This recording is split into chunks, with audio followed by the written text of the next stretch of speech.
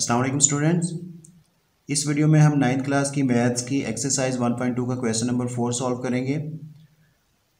Find negative of matrices A B C D and ई।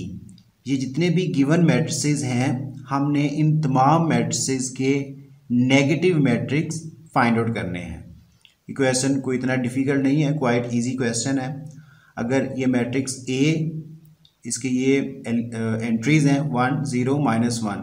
अगर मैंने इस मैट्रिक्स का नेगेटिव मैट्रिक्स फाइंड आउट करना है तो उसका प्रोसीजर ये है कि मैं लिखूंगा -a इज इक्वल टू, देखें मैंने क्या किया है, मैट्रिक्स सेम यही है।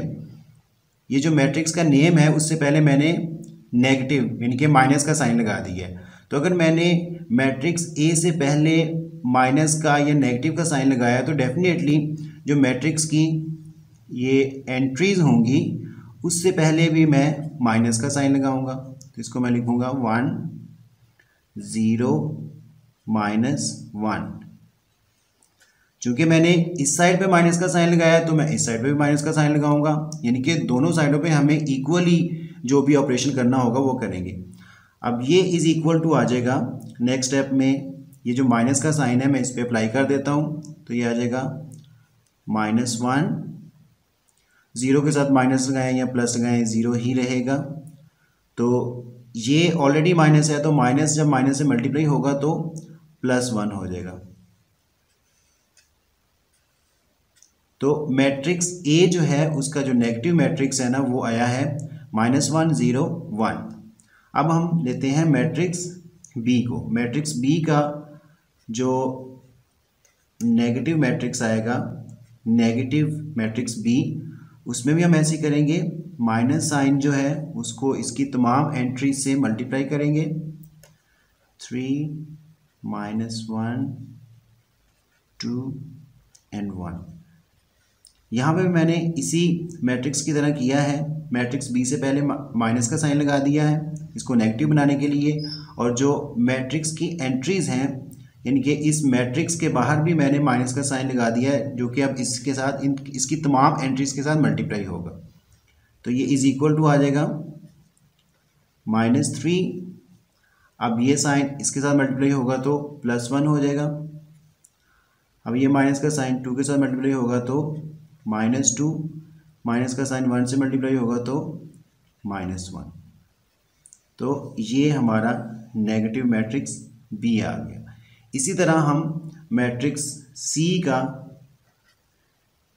नेगेटिव मैट्रिक्स निकालेंगे तो वो भी इसी तरह आएगा।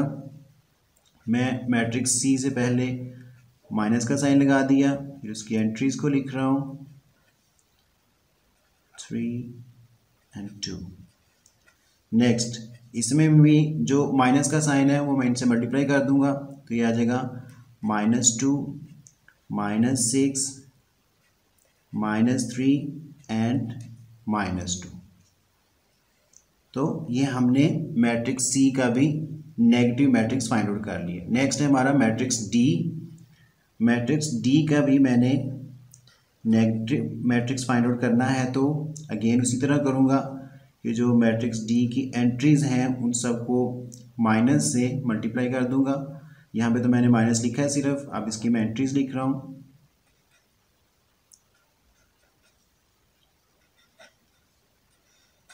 अब जो माइनस का साइन है इनसे मल्टीप्लाई होगा तो माइनस माइनस प्लस, तो 3 प्लस हो जाएगा, 2 माइनस का हो जाएगा क्योंकि इसके साथ ऑलरेडी प्लस का साइन है, तो ये माइनस माइनस से मल्टीप्लाई होगा तो 4 हो जाएगा, माइनस +5 से मल्टीप्लाई होगा तो -5।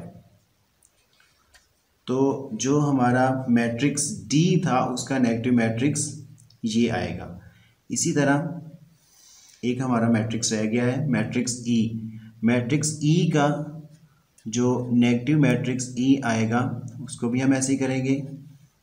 मैंने मैट्रिक्स ई से पहले नेगेटिव का साइन लगा दिया और फिर जो इसकी एंट्रीज हैं यानी कि इसका जो मैट्रिक्स है उसके बाहर भी माइनस का साइन लगा दिया। अब इसकी मैं एंट्रीज लिखता हूँ 1 -5 2 3।